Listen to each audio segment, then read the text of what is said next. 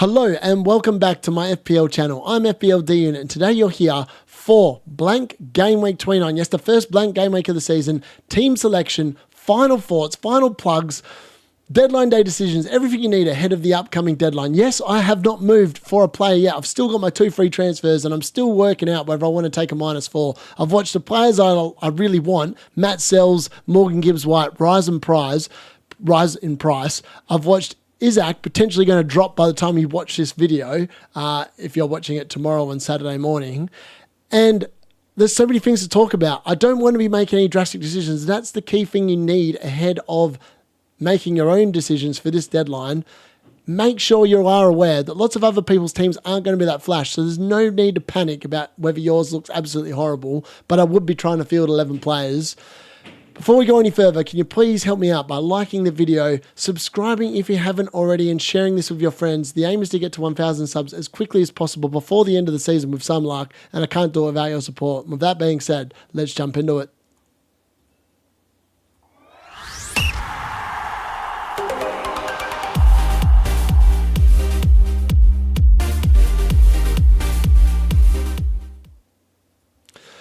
System managers with table bonus. Oh my God, I'm slurring my words. That's how tired I am.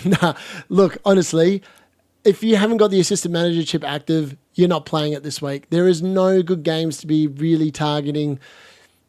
And I don't think any of the table bonus managers are really worth it. Now, I was listening to Talk on the Devils podcast after Manchester United's victory 4-1 in the Europa League overnight. And they said that Ruud van Nistelrooy was banned. I'm not sure if that's true. If you do know that that's correct, let me know. But if he's banned, I can't see anything other than the fact that Man United are going to go there and get a win. And Bruno Fernandes is probably going to get a big return. Like, he's just in such good form at the moment. I just think that he's brilliant, and that's something that I'll be weighing up myself in terms of captaincy. But in terms of assistant managers, Ruud van Nistelrooy, I did like the most at the beginning of the week. Now I think Ipswich probably have a better chance of beating Nottingham Forest, and that's purely based off the fact that they were pretty good in the FA Cup against them, and maybe they can repeat the trick here. I'm not 100% sure, but that's the way I'd be reading it. And realistically, I wouldn't be going for anyone on the assistant manager this week. I don't really like any of the fixtures, and that's all I really want to say on it. I still think you should be chasing table bonus, but I feel like these two are just going to get you 1 or 0 points combined. So my final plugs for Game Week 29. The aim of this week is purely to field 11 players, even if it means taking a hit or two. It's perfectly fine. If taking a -8, fine. -4, fine. Preferably, you've got some sort of transfers like me. You've got 2 saved up. You can actually make some moves in your team. But a lot of people won't. So don't be stressing that you don't want to make a couple of moves.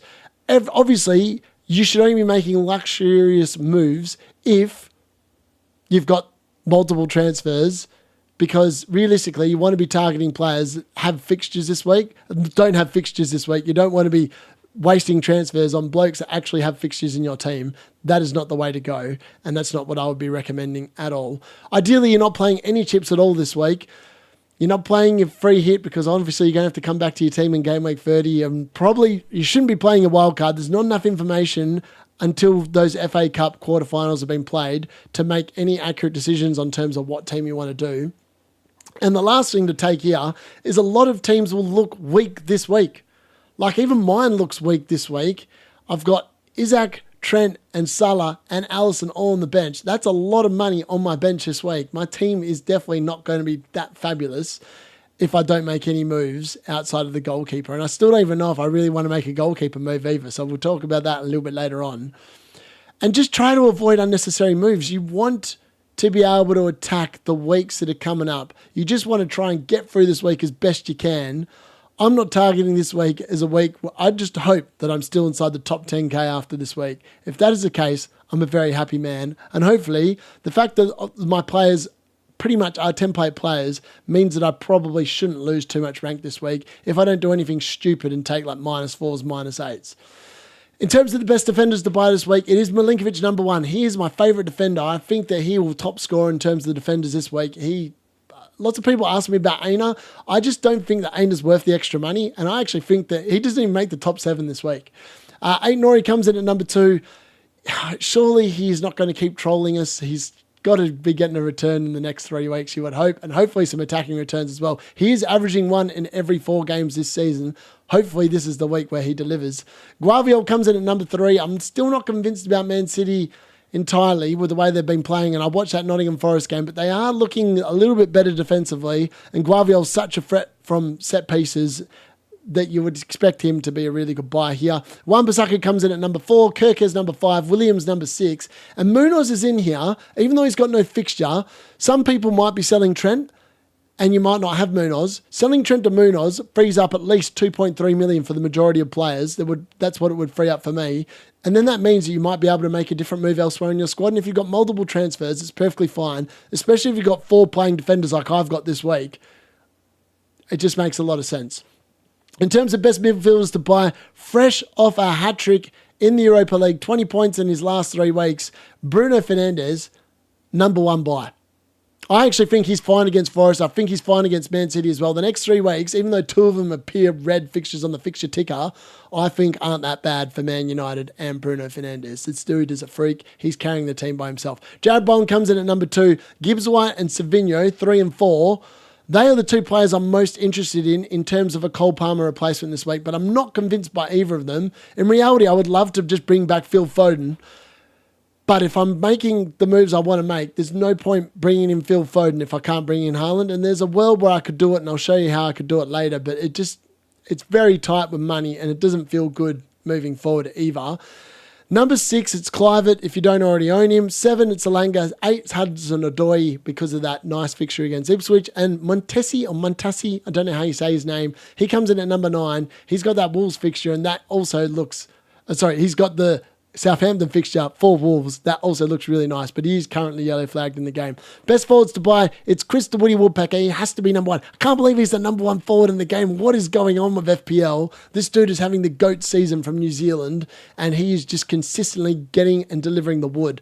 You got to love it. He must be cutting down a lot of forests this year. 2, Erling Haaland. He should be delivering points for the foreseeable run. Man City's fixture run does change as well for the better, and that's why I think their assets, particularly Foden and Haaland, really just stick out to me. Just got a feeling about both of them. Valentin comes in at number 3. He didn't make the top 6 yesterday, but I've elevated him based on some number crunching today.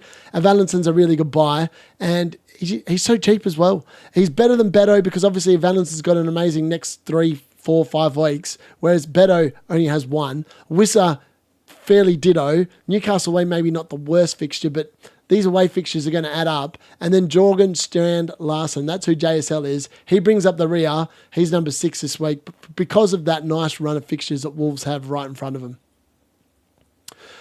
So recapping how I went in Game Week 28, I got a small green arrow up from 4,687 to 4,237. That's a rise of 450 places, which is pretty good.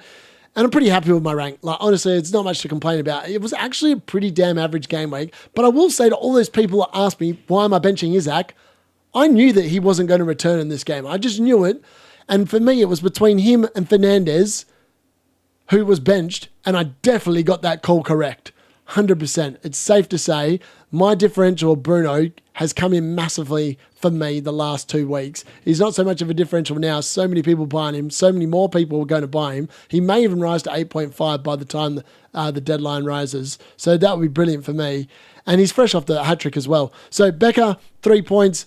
Alexander-Arnold, 2 points. That was disappointing. Liverpool defence blanking was not on the radar against Southampton. And Southampton have this kind of result in them, which is why I'm so cautious about just bringing in Sarr to double of 8 Nori against that defence. But realistically, it's either 0 points in the goalkeeper or I get 2 at worst case scenario. And if I take a -4, potentially, hopefully it's a 2 and they get 6 points. I don't know.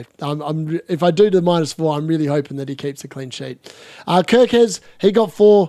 This could have been 11 points if it wasn't for Kepa and goal. He was brilliant. Another amazing cross for the assist. Just disappointing that Kepa literally threw the game away for Bournemouth. And this could have been a massive mega haul, and I could have been on a massive green arrow for like where my rank is. In the midfield, Cole Palmer as vice captain, 1 point. That was disappointing. he has been disappointing of late, and at the last 7 weeks, 18 points is not good enough, and he is firmly on the chopping block as we currently speak. Mo Salah saved the game week for most people, 30 points there, double as the captain. That was brilliant. And Buemo, obviously 2 points, along with Wissa. That was very disappointing. The double Brentford attack, not delivering again for me. Not handy. I've obviously got him in my team, and they're playing Kirkes this week, so that's unfortunate. So I'm hoping for goals, but I'm hoping Kirkes can get some sort of attacking return as well. Clivett, he got 5 points. Could have had a lot more in this game. It was unfortunate. Chris, the Woody Woodpecker, was usually not very good at finishing in this game, which was disappointing. Robinson obviously got 0 points on the bench because he conceded goals, and it just wasn't a good game for Fulham in general. Isaac obviously got the 2 points, did nothing pretty much against West Ham. And Milinkovic, didn't read that one. Last on my bench again was 6 points. Highly annoying. Fabianski again didn't play. And Bruno Fernandes, the saviour, carrying Manchester United, and he's carrying the FPL D units team at the moment. What a man. And he's got me firmly inside the top 5,000 as things stand. So, on to my potential transfers for this week. Now, it is Alisson Becker, Fabianski, Sells, Jose Sarr. They are the players I want, but now Ariola's come into the mix. I didn't want to rack the graphic by racking his name in there, but he's now in the firing line. Like, potentially, he might be the one that comes in, and then for Becker, and I just roll with both West Ham keepers, because then I know 100% one of them's going to play. It's just my line of thinking, and I don't really need the West Ham slots, because if I'm not looking at getting Jared Bowen in, and then it's just one Bissaka at the moment until I wildcard, maybe this is the correct play. And then that way I just know for a fact I've got the certainty. Also, he costs 0.1 less than Sarr as well. But yeah, I still almost still might go with Sells as well. I'm just not 100% sure. It just depends on whether I make one transfer or 3, and we'll look at how that looks at the end of this video. So the other moves that would require me taking -4, potentially other moves, etc. Cole Palmer out. But I really like the way he looked in the Europa Conference League overnight. That 45 minutes looked a lot more like the old Cole Palmer, except he didn't finish and he didn't get an assist, but he was doing stuff that reminded me of the form that this man can turn it on. Arsenal's just not a good fixture, and maybe he's going to drop again. Maybe I can jump off early so I don't cop another price drop. I'm just not sure. Savinho and Gibbs-White, I'm not sold on either of them. Phil Foden would be my ideal transfer, but that wouldn't be possible without being really tight and not being able to make moves. That would be locking in my wild card, and it would also be locking in a -8. And I don't think that makes sense. Locking in a -8 and then wild carding the week after just doesn't feel right to me, and it's just throwing rank away essentially from my line of thinking. More Gibbs-White and Savinho. I can't really split them at the moment. The more I think about it, the fact that Gibbs-White has risen and Savinho is only 6.2 makes me think I'm more inclined to go that way. And that is obviously to get in Haaland for Isaac. Now, originally I did tie up getting Wissa, but I think that potentially going with a 3-4-3 and benching one of my defenders might actually be the correct play. And it'd probably be Robinson who gets benched. But I'm not sure if I'm going to do it. I don't know if Haaland's worth it. I don't know if he can deliver the points to justify 14.7, whereas Cole Palmer at any time could turn it around and get back in form. And then it really does feel like a waste. I'm just not sure. Let me know in the comments if you are doing this move or not. I am really intrigued to know. So that brings us on to the Game Week 29 captaincy decision. And I think it's between 4 players. Now, I don't own Haaland at the moment. By the time the deadline rolls around, I potentially might. I'm still not convinced that I want to play it on him. I don't think that Brighton at home is that amazing of a fixture. Brighton, since the 7-0 thumping from Nottingham Forest they received, have actually been super good. I don't think they've lost a game since. And the defence has definitely tightened up. And maybe that's the kind of result they needed. And Man City just aren't in that good of a form.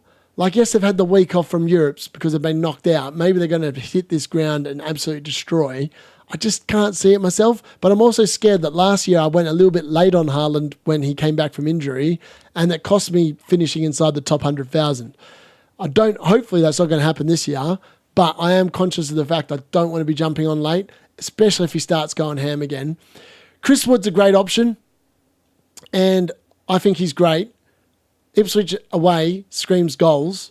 Like, it is Chris the Woody Woodpecker. The wood is inevitable. Justin Clive is also really good, considering Tottenham's exertions last night. and the fact that they kind of struggled against the Dutch team again, I thought, I can see a world where Kluivert is a really good pick. He's going to be fresh, week off. There's a lot to love there. But you've got to, for me, at the moment, I'm going with a man in form. I'm going with my captain of my football team, and he's going to be, at this point, captaining the FPL D unit as well, and his spuds this weekend. And it's Bruno Fernandes. This man's got 2 assists, 2 goals in the last 3 weeks. That's 29 points, and he's just fresh off the back of a hat-trick in the Europa League. This dude is on fire, and it's hard to overlook as a captain, I think, this particular game week. So, on to my team selection for game week 29, the blank game week. And let's start in the defence. So, I'm playing a 4-man defence as things stand, and Fabianski in goal. And as you can see there, I have a blank in goal. At the moment, I will only be having 10 players play because the goalkeeper isn't playing. Like Fabianski, unless Areola gets an injury, and, you know, if he did in training, that'd be absolutely fantastic, or he caught a cold or whatever. Brilliant. But I don't wish any bad luck on any player. But realistically, Fabianski's going to be on the bench. So I'm going to need to make a goalkeeper transfer if I want to play over 11 players this week. Kirkes, Aït-Nouri, Milinkovic, Robinson. That's a nice lot of fixtures for 4 defenders, which is why I don't mind playing 4 defenders this week. Like, I think that Brentford potentially will score against Bournemouth, but I feel like Kirkes could definitely cause them some problems from an attacking perspective. Aït-Nouri's obviously got that Southampton fixture, and you would hope that he can start delivering there. Milinkovic, as I said, I think he is the best defender by this week. He's got aerial threat from corners, and he also has the most shutouts of defenders this year in that Nottingham Forest defence. He is brilliant. And then Robinson obviously has the most assists from all defenders this season. In fact, in the league, he's got 10 assists for the season. There's every chance he could get one against a Tottenham team that's probably going to be tired and a little bit cautious about players getting re-injured on their return to the team. And obviously Alexander-Arnold at the moment is on the bench with Becker. None of them have fixtures this particular week. In the midfield, it's Cole Palmer. Still hanging on for dear life, on life support at the moment prior to me making any moves. Arsenal away is not a good fixture. Will Chelsea score? Will something crack in this game and both teams will score and it'll be a goal fest? Like, the odds of that would be so low, but potentially it could happen. And Mbeumo obviously is away as well. Kluivert is at home against Mbeumo, which I really like the look of. I think potentially they could both return here. And then Bruno Fernandes there is the captain. That Leicester away fixture screams points. The man is a GOAT. He's having a GOAT season for Man United as usual. He is literally the soul of that team, the heart and soul. He is all the class that they currently need in order to get results. And if Bruno Fernandes, I think, has been involved in 11 of the last 13 goals for Man United across all competitions. So if Man United score, this man is involved, which is why I think he is the ultimate captain choice this week. And so many people won't be going there because they'll be going for Chris Wood as captain. And then I've obviously got Witzer as well up front, Isaac on the bench. So I've got so much money on the bench. Isaac currently 9.4 million, Mo Salah 13.8. They're both likely to drop in price tonight. But I'm not going to be selling, Salah. That's 100%. Trent, obviously 7.5 million on the bench as well. So like my bench has so much money in it, which is disappointing. Like, it's a lot of money going to waste, but it is just what it is. You can't be making rash decisions selling players that you've got so much team value in. I mean, I bought Isaac at 8.4. I can't be selling him because I'm going to have to literally bring him back for that run of fixtures after the blank. And he's going to cost me so much more to bring him back.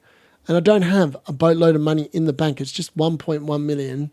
So yeah, it is one of those things. But the team, that's how it stands going into game week 29.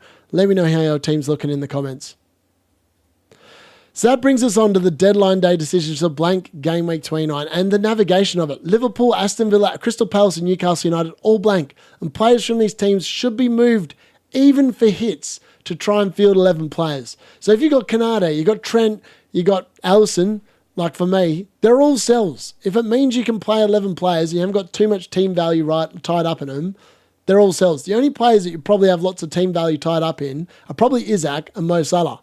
Outside of that, any players from these teams, you probably don't have any team value or little team value tied up in them. Perfectly fine to sell to make sure you field 11 players. That's all I'll say. And then because most people are going to be wildcarding in 30, 31, you can easily bring them all back. So it's not that difficult. It's just 1 or 2 weeks without him, and I think that's perfectly fine. The assets to target, the teams you need to be targeting this week, Man United with that fixture, Wolves, Man City, Nottingham Forest, Bournemouth, Everton, and West Ham. They all have decent fixtures, and for a lot of these teams, they have decent fixtures over 29 and game week 30, when many engaged FPL managers will be then wildcarding. So just load up on the punts. Like literally load up on the punts. If you're after a 1 week play, back yourself in. If you think Beto is going to score a brace this week, just go for it. Back it in. Don't be doing stupid hits for it, but don't be afraid to go different this week. This is a week where you can get away with it because captaincy is going to be so different this week as well. And it's good. It's good for FPL. It's become a little bit stale of late. This is really good. Blanking players. If you have suspended players or players with little team value tied up in who aren't playing, move them out. Get rid of them. See you later. Especially suspended players that are going to be missing more than this week. They're still 100%. They are the priority sells. And this is the week for differentials. I've just said it could pay off.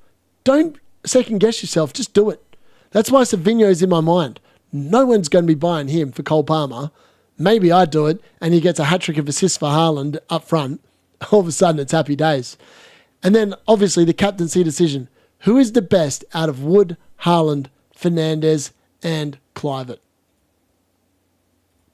So we're going to finish this video up by looking at my team and what potentially moves I could do. So I'm going to make this slightly bigger just to show you what I am planning on doing. As you can see there, I've got 1.1 million in the bank and 2 free transfers. Now the moves that I could do, and I've been toying up with this, obviously Isaac here is likely to drop to 8.8 overnight in terms of my selling price because currently he's still 9.4. He is scheduled to drop to 9.3, which will drop that to 8.8. So if I make these moves, this combination of 3 moves, it will happen by the time I do the deadline stream. So in this world, it would be Haaland in. It would be, I think I'm likely to go with Savinho. I'm just going with a punt. If it pays off, it pays off. I'm 0.1 short, as you can see there. So in this case, it would be a goalkeeper transfer to field a goalkeeper, and we'll be bringing Jose Sarr in. Now, the problem with this lineup, I then go to a 3-4-3, and I don't know who I bench. I think it's between Robinson and Kirkez who starts and who gets benched. And I'm not sure which one I would go with. I think potentially I would go with Robinson on field and Kirkez on my bench, based purely on the fact I've got double Brentford, and I'd be hoping that they score. And that's the line of thinking behind it in terms of that. Now, that's one set of moves. Now, there is another world where I could actually bring in, I think I've got this right, just bear with me a second. I did do the maths on this earlier. So Phil Foden could come in, and I need 1.9 right, and I could take a -8, and I could bring in Munoz this week, because obviously I don't need him to play, but it would cost me 8 points. I'd have 0.4 left in the bank. It would set me up well for next week in terms of I can then move Mbeumo or Bruno Fernandes in the heart of game week to Ismaila Sarr as my 1 free transfer. I just don't know if it's worth a -8 because in reality I would like 3 Crystal Palace players against that Southampton thing, which is why potentially I want to wildcard him 30, right? I just don't think that makes a lot of sense. Like this move here, yes, it looks brilliant, but it would have to be for a couple of weeks. There's no point taking a -8 and then wildcarding the week after. So for me, that makes no sense. It's a dumb decision. Don't do it. So like for me, that's fine. Don't do it. Yeah, whatever. The other move is I could just do this. So I could back in and I could just bring in Jose Sarr. I could either bring in Jose Sarr for Alisson or I could bring in Jose Sarr for Fabianski. It depends on what I want to do the next week. So in the next week, if I really wanted to, and I still like the look of, we'll just restore Isaac there. So obviously next week, that would leave me with 2.3 million in the bank, right? And then next week, I could easily do Munoz. And I usually 4.6 in the bank. And provided that could be Mateta in. So Mateta we're expecting to be back as well from injury. And I just forego City players and I don't take any hits and I roll till 31. and I go with 2 Palace assets. Like that is an option as well, where I could just do that. And I don't even have to get rid of Becker here. If I like Becker still in goal against Everton, I could easily get rid of Fabianski, and it could be Sarr instead. Like there's so many possibilities, and I don't know which way I'm likely to go. And lots of people probably in the exact same boat. Like, is it worth taking a hit this week? I'm not 100% sure. As I said, it just, ideally, I would like Haaland this week for Isaac. It looks good. But when you look at the stats, and this is what I'm going to show you. When you look at Haaland, he's been a bit hit and miss, right? So even since the start of the season, we go all the way back here, 7, 17, 17, 13, 9, 2, 2, 6, 2, 5, 2, 2, 5, 7, 2, 2, 0, 8, 13, 2, 6, 12. Since that 12 against Chelsea, it's 6 against Arsenal, 5 against Newcastle, Liverpool nothing, I didn't play, Tottenham 8, probably should have been a second one, that was unfortunate, it would have been a double hold, 13, and then Nottingham Forest 2. However, I go back to those games against like Leicester and West Ham. Yes, he did very good against West Ham. The fixture run is opening up. But Brighton, again, earlier in the season, he only got an assist, 1 goal, and that was it. So I'm not sure. I'm not sold on it, but it's definitely something I'm looking at. Again, there's no other way. I think I actually can do Jose Sarr for Fabianski here. No, I can't, because I don't want to be taking that. 4.6, I just don't have the money for that. So it's not a move. So it would have to be for Alisson Becker. I just don't know if it's worth a -4, and that's my thing. Like, it's either come down to there. I could even get Gibbs White. It just depends on who I like the look of the most. I like Savinho because his underlying stats are like Phil Foden's, and he's played the last 5 games. Like 90 minutes, 90 minutes, 90 minutes, 89, 68. And when he's up and right, like he's only actually started off the bench. He's only actually come off the bench 4 times this season. No, 5. And I don't know about that first game. I can't remember the first. It's just 40 and 5. He either started or he came off. So most of the time, if he starts, he plays from the start. And if he starts from the start, then I'm quite happy with him. If he doesn't, he generally quite often just misses out. Like, there's a lot of zeros here where he just hasn't played at all. So you just got to hope that Pep doesn't bring him on and goes for other options instead. It's just Pep roulette. I don't like taking Pep roulette on, but for 2 weeks, potentially I could do it. And if I do this, I could just that's going to stay as Wissa.